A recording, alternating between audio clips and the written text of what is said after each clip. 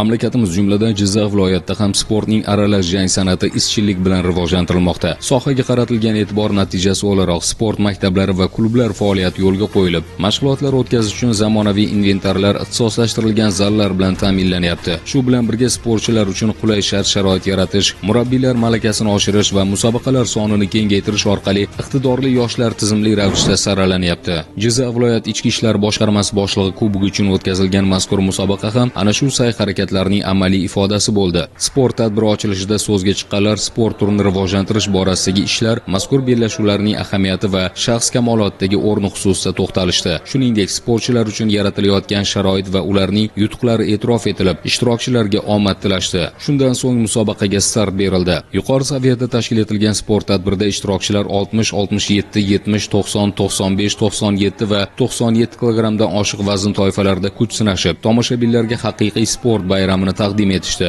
Shu ma'noda har bir jang keskin raqobat, yuksak texnik mahorat va jangovorlik ruhi bilan ajralib turdi. Qayd etish joiz, aralash jang san'ati nafaqat jismoniy chidamlilik va kuchni, balki intizom, taktik fikrlash va ruhiy barqarorlikni ham talab etadi. Shu bois ushbu sport turi yoshlar orasida sog'lom turmush tarzini shakllantirish, iroda va matonatni mustahkamlashda muhim o'rin tutadi. Musobaqa yakunida o'z vazn toifalarida g'olib va sovrindor bo'lgan sportchilar Jizzax viloyat ichki ishlar boshqarmasi va O'zbekiston aralash jang san'ati assotsiatsiyasi Jizzax viloyat bo'limi tomonidan munosib taqdirlandi. Bu esa ishtirokchilarga yanada kuchli rag'bat bag'ishlab, kelgusi xalqaro maydonlarda ham yurtimiz sharafini munosib himoya qiladigan sportchilar yetishib chiqishiga xizmat qilishi shubhasiz.